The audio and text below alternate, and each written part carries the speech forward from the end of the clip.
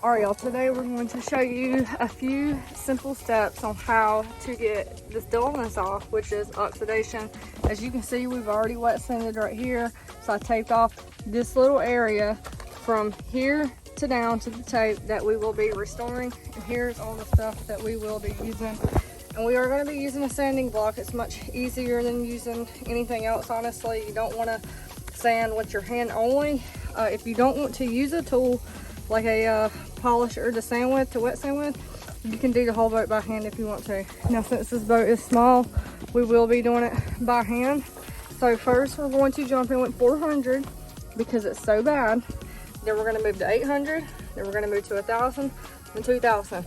Now with your low grits, it can be paper, it doesn't really matter, but when you want to finish off high, you want to have a foam back piece of sandpaper, and this stuff works super good. You can stop at 800 if you want, but with the dark colors, it's really difficult to get the sanding scratches out. So I would recommend going high, and then we're going to go in with Level-R compound, finish our polish, white wool pad on the rotary, and then the Roops polisher. And we're actually, where's that yellow pad? After the white wool on the rotary, we're going to polish with the rotary with a yellow polishing pad. And then we're going to go to this. The reason you want to do that and not stop with only this is because this will leave holograms. So you don't want to stop at this. So let's go ahead and get started.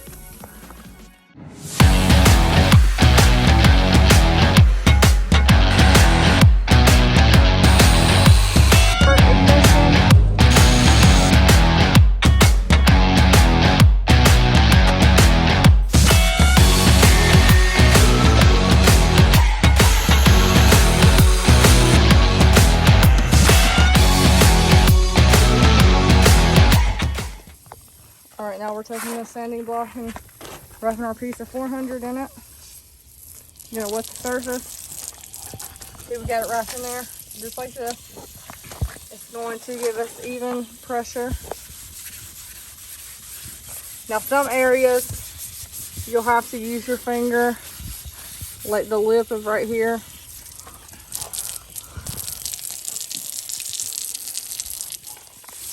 And you want to keep going till you see all that white gone, which is oxidation.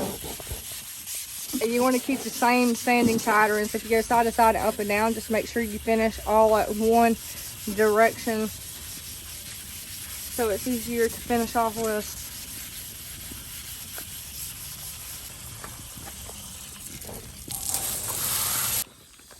Alright, now we're going to go in with the 800 grit.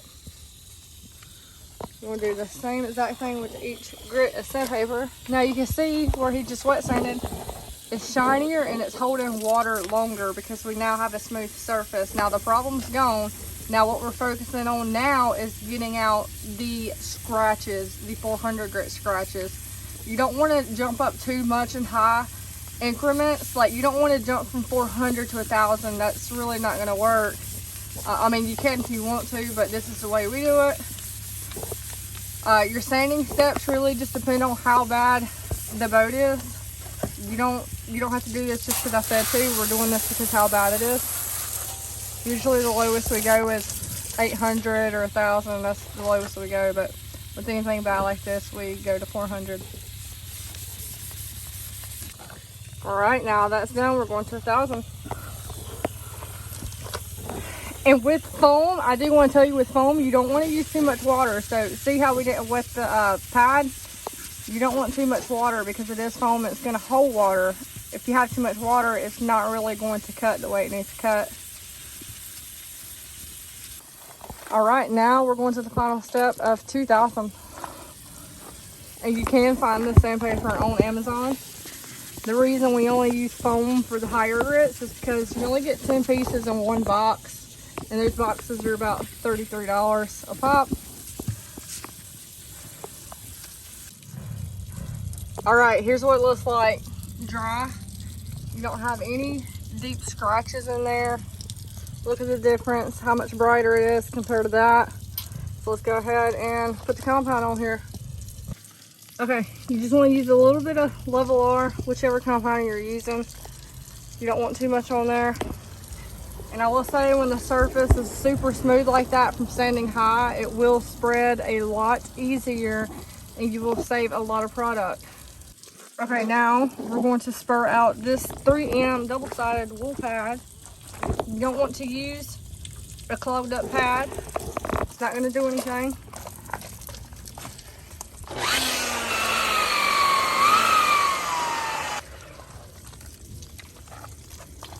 And if it's hot where you're at, what you can do is get a spray bottle with water in it and mist the surface so the compound does not dry completely up. Definitely working in the direct sun.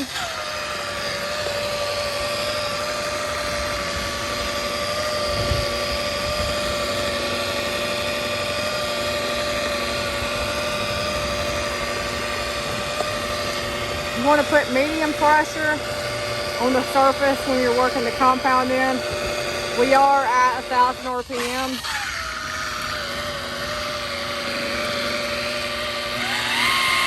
Then you want to turn it up to about 1,200 and kind of finish off flatter. Because when you're first working it in, you want to have it tilted just a little bit.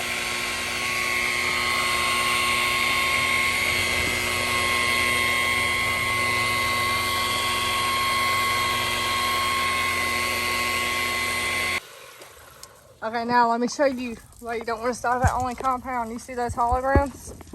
It looks like little squiggles in the sun. You don't want to stop right there. A lot of people stop right there, and as soon as the sun hits it, it looks like complete crap. So now we're going to clean off the surface of any residue that might be on there, and we're going to polish with the rotary. Okay, this is a Stark double-sided polishing pad. This is such an amazing pad. If you want to buy it or any Stark products, you can go on their website, starkyachtcare.com, and use code Zippy15 at checkout and get 15% off all Stark products. So let's go ahead. We're going to put some Finish R on here. You can put it on the surface, put it on your pad. Doesn't really matter. But we are going to put some on the surface too, along with the pad, just because this is a fresh pad. You're going to want to work it in slow. You're going to want to finish off at 26 to 2800 RPM. And when you go, after you're done finishing, after you're done working it in, you want to finish off flat.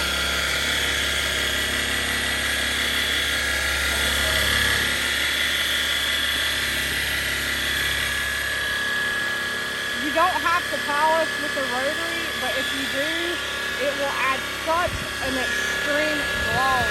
I mean, it's unreal. And you can use Finish R or you can use Elevate Polish or Stark, or whichever brand you like. It don't really matter.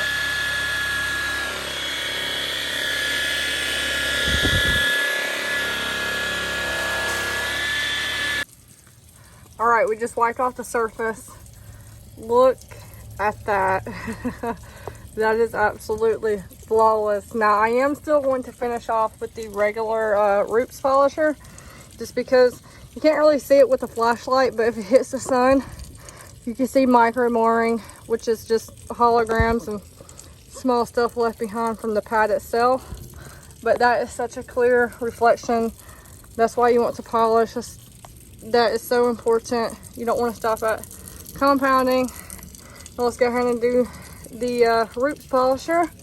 And after that, when you're done polishing, you want to wash the whole boat in Dawn dish soap and then dry it and put your choice of protectant on it, like sealant. Okay, and this is the blue Lake Country Force Foam polishing pad. I want to just put a little bit on there.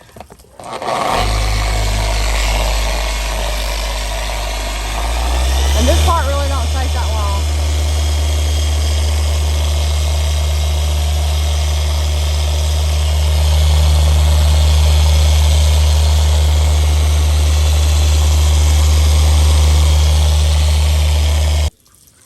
Okay, and that is our finished product. That is the simple, easy steps of refinishing your boat. I mean, it's not easy once you get started, honestly. It looks easy in the video, but once you do the whole boat, you will be astonished with the results when you do these simple steps. Let me know if you have any questions in the comments, and I hope you like this video.